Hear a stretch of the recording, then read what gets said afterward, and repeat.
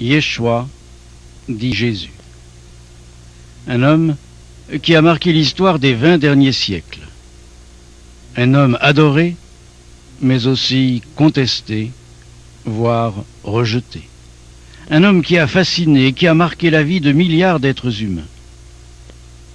Tout au long de ce parcours, nous nous interrogerons sur Jésus pour redécouvrir celui que l'on appelait de son temps Yeshua.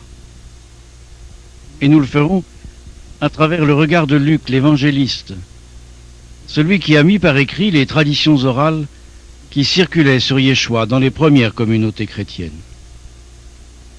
Il s'entretiendra avec Marie-Madeleine, une femme exceptionnelle qui a suivi Yeshua sur les routes de Palestine, une femme qui a aimé Yeshua avec passion. Avec tous ceux qui l'ont connu, Marie-Madeleine est un des témoins privilégiés du mystère qu'est Yeshua. Quelques 50 ans après la mort et la résurrection de Yeshua, Marie-Madeleine et Luc sont en compagnie de Théophile, un païen fortement intrigué par la personnalité de ce rabbi de Galilée, à qui ses disciples ont donné le nom de Yeshua ben Elohim, Jésus, fils de Dieu. Pour cette première rencontre, Luc, Marie-Madeleine et Théophile nous emmènent au bord du Jourdain, là où Yeshua a été baptisé.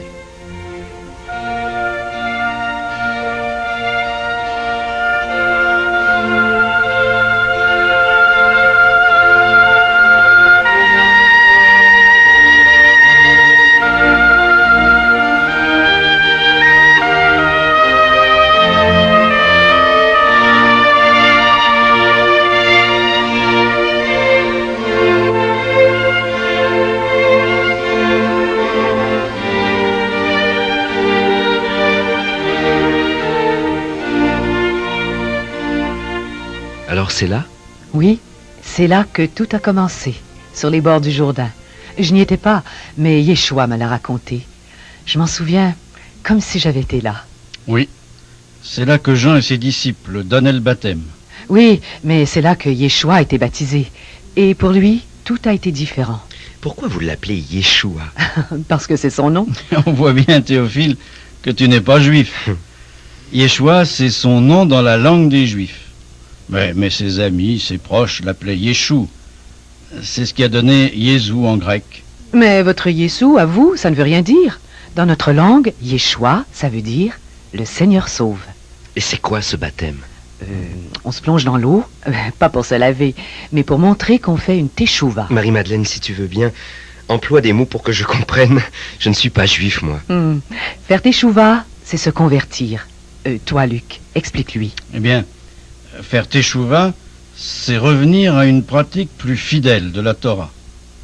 Mais, Théophile, qu'est-ce que tu connais de la Torah? Pas grand-chose. J'ai connu un vieil esclave juif, Naoum. On parlait souvent de sa religion. Mais votre Dieu, qu'est-ce qu'il a de différent par rapport au Dieu des Romains? Il n'y a qu'un Dieu dans le monde, un Dieu unique et bon. Tous les autres dieux sont des faux dieux. Et pourquoi il n'y aurait que le vôtre de bon? C'est pour ça que vous avez des problèmes avec les autres peuples. Vous dénigrez la puissance de leur Dieu. Vous les fâchez. Ce n'est pas moi qui le dis, c'est Dieu. Écoute Israël, le Seigneur ton Dieu est l'unique Seigneur. Ça me rappelle un pharaon, un nommé Akhenaton. Lui aussi, il croyait qu'il n'y avait qu'un seul Dieu. Il l'appelait d'ailleurs le Dieu Soleil. Mais après sa mort, les Égyptiens l'ont pris pour un fou. Oh, ça se passait avant Moïse. Pour moi, comme pour Yeshua, c'est clair, il n'y a qu'un seul Dieu, le créateur du ciel et de la terre.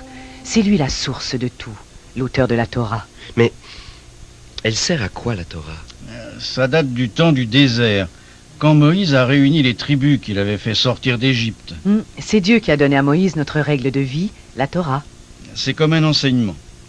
C'est la façon de vivre pour connaître le bonheur. Dans la langue grecque, on appelle ça la loi. Alors la Torah, c'est le code de loi des Juifs? Pas tout à fait. La Torah, c'est plus que des lois. C'est le chemin à suivre pour vivre pleinement. Si on s'écarte des préceptes de la Torah, on s'écarte de la vie.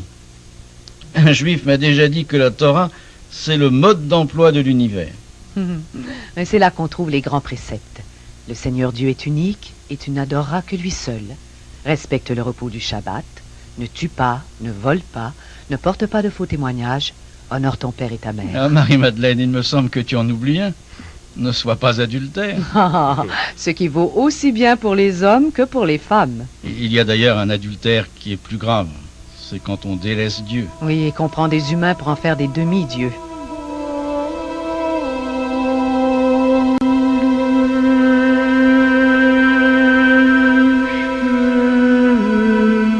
Et suivre les préceptes, ça suffit pour avoir le bonheur? C'est ce que Jean prêchait. Il disait qu'il fallait faire teshuva. Revenir à une pratique plus fidèle de la Torah. Oui, parce qu'il y a trop de juifs qui ont abandonné la Torah. En plus, chacun lui donne le sens qu'il veut. Vous n'avez qu'un Dieu. Mais vous trouvez toujours le moyen de vous diviser. Jean, lui, c'est un vrai prophète, crois-moi. Il a lancé un cri d'alarme. Si vous ne faites pas conversion, vous allez tous périr. La colère de Dieu va éclater. La colère de Dieu? Dieu ne peut plus supporter que son peuple soit sous l'occupation des Romains, sous l'occupation des païens. Alors il doit libérer Israël. Parce qu'on est son peuple, Dieu ne peut pas nous abandonner. Il faut qu'il agisse. Il y avait beaucoup de juifs qui attendaient un libérateur. Ça fait longtemps que les Romains occupent votre pays? Oui, longtemps. Je n'étais pas né, et Yeshua non plus. 60 ans avant sa naissance, c'est un nommé Pompée qui a envahi Jérusalem avec son armée. Pour établir la Pax Romana, comme ils disent. Ils croient que c'est leur devoir d'apporter la paix au monde. Ce n'était pas rose. Les Romains faisaient tout pour nous humilier. Un de leurs empereurs, Caligula, a même voulu mettre sa statue dans le temple de Jérusalem. Oui, tu te rends compte? Notre Dieu, le créateur unique des cieux et de la terre, lui qui ne veut pas qu'on fasse d'image de lui. Et cet empereur qui se prend pour un dieu et qui veut souiller le temple. Et puis, tu n'imagines pas les taxes, les impôts. On dit que les Romains prélevaient jusqu'à 40% des revenus du pays. Et les soldats romains, ils pillent, ils violent. Et toutes ces filles d'Israël qu'on a envoyées peupler les bordels de l'Empire. N'importe quel prétexte était bon pour vendre des Juifs sur les marchés d'esclaves. Mais il devait y avoir des révoltes. Le meilleur des Romains, tue-le. C'est ce qu'on se disait entre nous. Oh, il y avait des fanatiques qui se regroupaient pour tendre des embuscades aux soldats romains. Ils se cachaient dans les grottes des collines de Galilée. Oui, j'en ai connu qui était de mon village, Magdala. Yeshua en choisira même un pour faire partie des 12, Judas. Le malheureux. Il a fallu qu'il trahisse Yeshua. Quand Yeshua avait 12 ans, il y a eu une révolte, tout près de son village. Un certain Judas, fils d'Ézéchias, un Galiléen. Avec ses partisans, il s'est emparé d'un stock d'armes à Séphoris. Il voulait que tout le monde refuse de payer l'impôt aux Romains. Les Romains n'ont pas été longs à réagir. Ils ont repris Séphoris et ils l'ont incendié. Et ils ont réduit la plupart des survivants en esclavage. Peu après, ils ont même crucifié 2000 résistants à travers tout le pays. Yeshua n'en parlait jamais, mais ça a dû le marquer. Séphoris est à 7 kilomètres de Nazareth, son village. Malgré ça, d'ailleurs, le mouvement a continué. Plus tard, ils se sont appelés les Zélotes. C'est eux qui ont déclenché la grande révolte, 50 ans après. Oui, une révolte qui va durer plus de 10 ans. Les Zélotes ont fini par libérer Jérusalem, mais ça n'a pas duré. 4 ans après, les Romains ont repris la ville. Ils ont brûlé le temple. Toi, Marie-Madeleine, tu t'en souviens? Ça a été un enfer. Beaucoup de nos frères ont dû quitter Jérusalem. Yeshua l'avait prédit qu'il détruirait le temple. Après la défaite, certains Zélotes se sont regroupés dans la forteresse de Massada, près de la mer Morte. Et ça a pris encore 4 ans aux troupes romaines pour pouvoir pénétrer dans la forteresse. Mais quand les Romains sont entrés dans la forteresse, ils n'ont trouvé que des cadavres. Ils s'étaient tous suicidés. Cette guerre a été terrible. 1 million de morts, peut-être. Mais pourquoi se révolter si on n'en a pas les moyens? Ah, c'est ce que disaient les pharisiens. Pourtant, le joug de Rome, ça leur pesait. Oh oui, on les obligeait à faire acte d'allégeance à l'empereur, à un païen. Eh bien, 6000 pharisiens ont refusé de signer. Et cette fois, d'ailleurs, les Romains ont fini par céder. Qui c'étaient ces pharisiens? Des gens qui sont bien contents d'eux-mêmes. Ils appliquent la Torah à la lettre. Leur mouvement a eu une grande influence sur le peuple. Alors, Yeshua était au moins d'accord avec eux sur une chose. Il faut enseigner la Torah au peuple. Ce qui déplaisait beaucoup aux grands prêtres. Les spécialistes de la Torah, les scribes, eh bien, ce sont souvent des pharisiens. Mais ils sont franchement méprisants pour les pauvres, les petites gens. Leur nom, ça veut tout dire. On les appelle les séparés.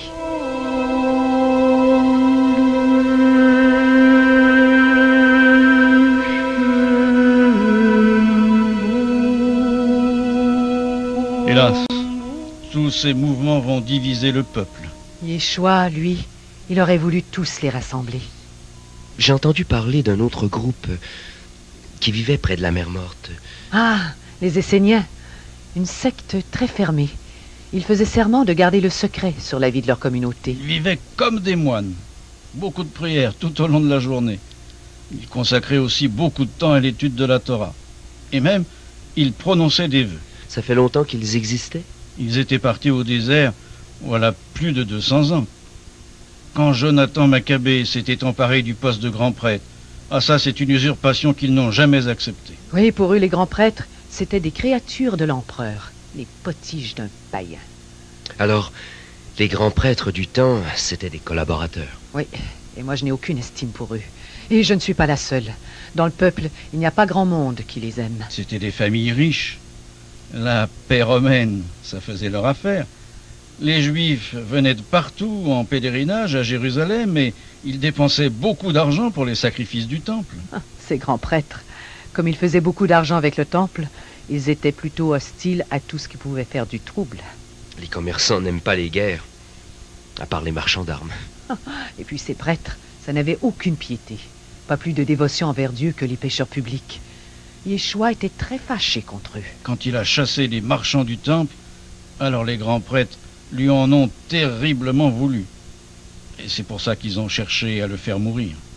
Mais vous parliez des Esséniens. Ils attendaient quoi au désert? Le jour du jugement, comme beaucoup d'entre nous, ils n'arrêtaient pas de parler du Messie qui doit venir. Quand il viendra, il faut être pur, comme des fils de lumière. Mais eux, bien sûr, ils étaient les seuls à être des fils de lumière. Tous les autres juifs, c'étaient des fils de ténèbres et ils seraient exterminés par Dieu. Est-ce qu'ils étaient nombreux? On dit qu'ils ont été jusqu'à 200 membres dans ce monastère. Mais il n'y a pas seulement eux qui se sont retirés au désert. Luc, tu as sans doute entendu parler d'un nommé Banous. Oui, c'était un ermite. Des gens qui vivent seuls dans le désert, se nourrissent seulement de plantes sauvages, de ce qui pousse tout seul, quoi. Oui, c'est comme ça que se nourrissent les Bédouins et aussi leurs bêtes. Dans le désert, il y a des sauterelles et du miel sauvage. Ce Banous pratiquait aussi des bains sacrés dans le Jourdain, comme Jean. Il y a bien des jeunes de familles riches qui ont vécu avec lui, au moins pour un temps. Oui, même Flavius Joseph y est allé. Tout le monde connaît ce Joseph, c'est un général juif qui était du temps de la grande révolte contre Rome. Maintenant, on dit qu'il est passé dans le camp des Romains. On dit aussi qu'il écrit sur la guerre juive. Des jeunes gens comme lui se retiraient plusieurs mois dans la solitude pour réfléchir, pour voir ce que Dieu voulait d'eux. C'était pas si facile à une pareille époque. 100 ans d'occupation. Pas de travail, des impôts écrasants. Quand on est désespéré, on se tourne vers Dieu. Il n'y a que lui qui peut nous sauver. C'est ce que beaucoup pensaient. Et il voulait se préparer pour le grand jour.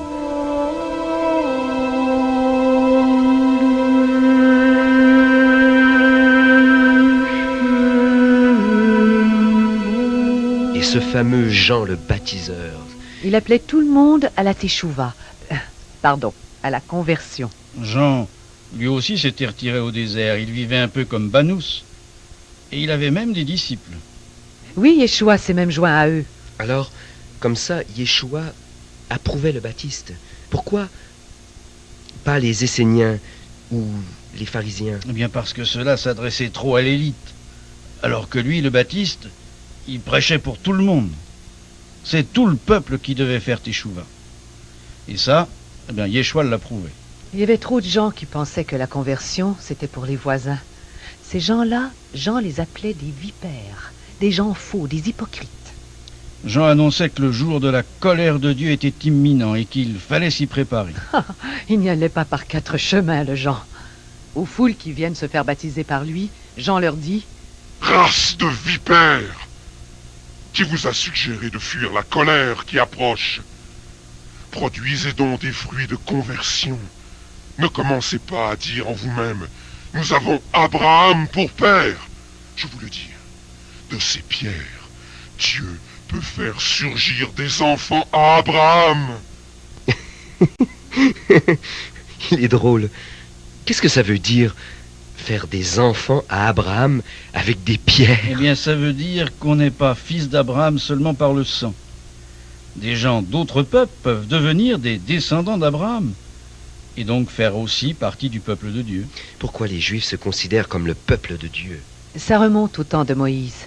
Nous étions devenus des esclaves en Égypte. Moïse s'est battu contre le Pharaon pour nous libérer et qu'on retrouve notre terre, la Palestine. Moïse a voulu rassembler les tribus pour en faire un vrai peuple.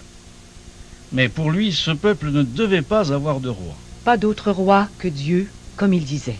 Moïse a reçu de Dieu les grands préceptes de la Torah. Et il en a fait la base de l'alliance entre Dieu et les tribus. Le royaume d'Israël, ce doit être un modèle du règne de Dieu sur la terre. Tant que le peuple respectera la Torah, Dieu règne. Mais quand on s'éloigne de la Torah, alors c'est les peuples voisins qui viennent s'emparer de notre terre. Et c'est eux qui règnent sur Israël. Mais vous avez eu aussi des rois, non? C'est vrai. Avoir Dieu seul comme roi, ça n'a pas duré longtemps. Au début, Moïse avait nommé des juges pour qu'ils puissent régler les conflits entre les familles. Mais un jour, les gens ont demandé à Samuel. Samuel, c'était un grand juge. Ils lui ont dit, on veut un roi. On veut être comme les autres peuples. Ils voulaient remplacer Dieu. Non, mais avoir quelqu'un qui le représente. Alors, Samuel a choisi d'abord Saül, puis ensuite David. Il l'a consacré roi en versant sur sa tête une corne d'huile. C'est ce qu'on appelle l'onction. Chez nous, quand on donnait cette onction à quelqu'un, on le faisait Messie. Théophile, dans notre langue grecque, on dit qu'on le fait Christ. Pour Israël, le Messie, c'est celui qui tient lieu de Dieu sur terre, comme son lieutenant. Parce que c'est le fils du vrai roi, Dieu, on l'appelle le fils de Dieu. Jean annonçait un Messie pour bientôt. On en avait assez d'être occupé par des étrangers. Ça faisait trop longtemps qu'on n'avait plus de roi Messie. Le ciel était fermé, comme on disait. Comme si Dieu ne s'occupait plus de nous, son peuple. Les rois comme Hérode et les autres, ce ne sont pas des messies. Et pourquoi? Parce qu'ils n'ont pas reçu l'onction au nom de Dieu. Ces rois-là, c'est l'empereur de Rome qui les nomme. Un messie, ça ne peut pas être choisi par des païens. Jean annonçait que Dieu allait trouver un Messie pour faire la purification du peuple. La purification du peuple, c'est quoi? Ça veut dire faire le tri. D'un côté les bons, de l'autre les méchants. Dieu donne la vie sauve à ceux qui ont fait leur vie selon la Torah. Les autres... On fait quoi avec? Tu sais ce que c'est, vanner? Non, tu ne dois pas savoir. Tu es né en ville. Après la moisson, les hommes font le battage du blé. Mais avant d'engranger les grains de blé, ils vannent. Avec une grande pelle, ils font voler en l'air les épis. Et avec le souffle de l'air, la petite écorce qui est sur le grain se détache. Le grain retombe par terre, mais l'écorce qui est très légère s'envole. Elle va retomber plus loin. Alors on se dépêche de la brûler pour ne pas qu'elle aille partout. Tu peux m'expliquer? Pauvre petit païen. Le blé, c'est nous. Et si on est du bon grain, on est rassemblé dans le règne du Messie. Si on est de la balle, on est exterminé. Mais c'est vrai, ça? C'est valable pour tout le monde? Moi, je connais pas les préceptes de la Torah. Qu'est-ce qui va m'arriver? Eh bien, ceux qui ne sont pas juifs, ils seront jugés sur l'amour. Et les Juifs, ils ne seront pas jugés sur l'amour? Aimer Dieu et aimer le prochain, c'est l'essentiel de la Torah. C'est toujours à ça qu'il faut revenir.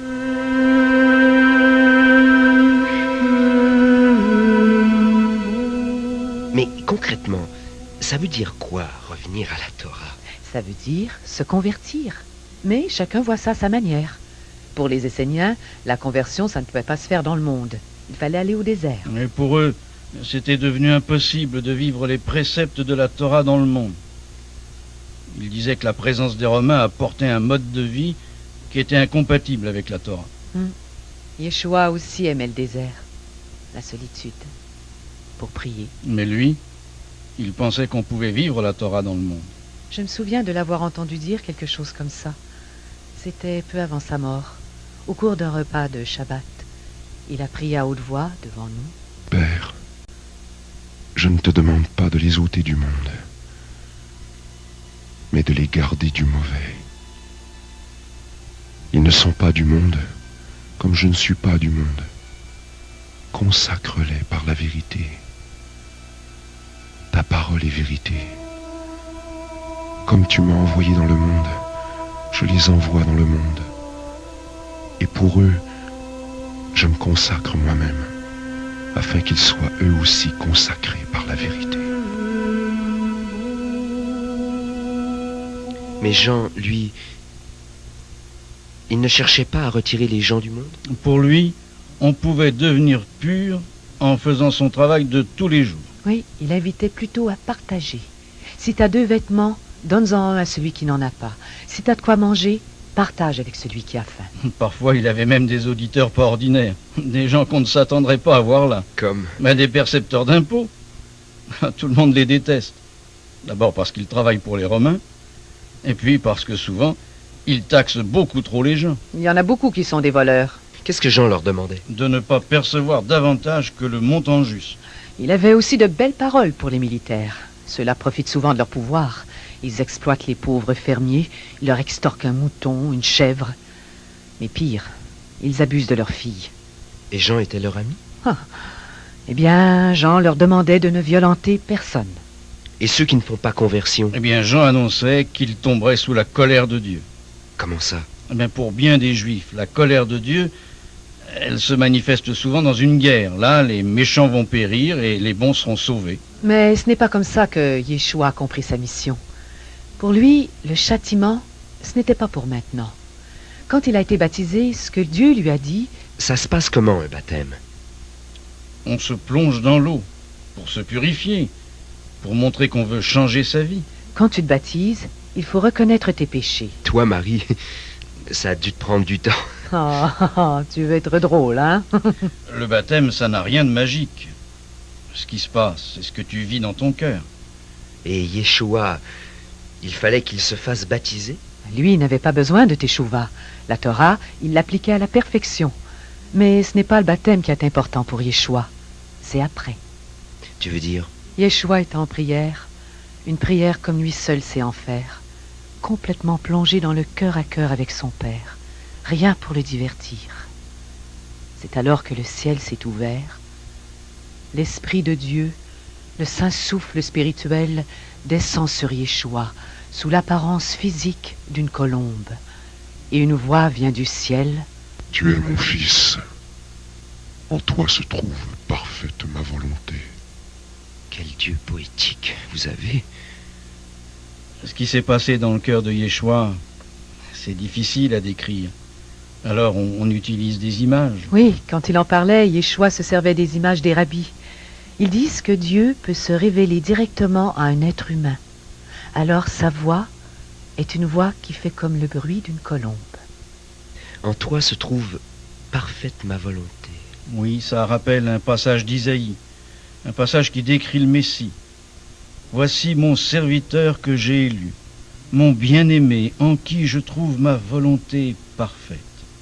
Je mettrai mon esprit sur lui et il annoncera la Torah à tous les peuples. Oh, j'aime ce poème sur le serviteur. On y dit aussi « Je t'enverrai pour recéler l'alliance du peuple ». Et c'est la mission que le Père a confiée à Yeshua. Rassembler dans l'unité tous les fils et les filles de Dieu qui sont divisés. Mais il a aussi mission d'être la lumière pour toutes les nations. Si Yeshua annonce la Torah aux nations, c'est donc aussi ton Messie, Théophile. Un Messie pour les païens. Mais Yeshua, lui, n'est jamais sorti d'Israël. Oh, pour lui, la priorité, c'était de rassembler les exclus. Tous ceux qui ne vivent pas selon la Torah. Il voulait que les petites gens aient à nouveau confiance dans la Torah. On les avait tellement accablés sous le poids de la morale. Dire aux pécheurs qu'on reste toujours un fils de Dieu. Moi, c'est Yeshua qui m'a fait revivre. Et comment s'y est-il pris? Oh, Yeshua n'a pas compris tout d'un coup sa mission. Ça lui a pris du temps, de la prière.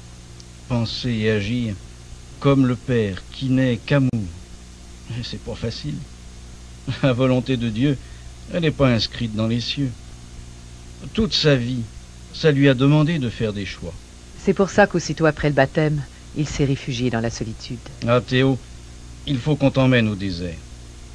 On ne comprend bien Yeshua que si on passe par là, par où il est passé. Dans le silence du désert, au fond de toi, tu peux écouter la voix de Dieu, comme le bruit d'une colombe.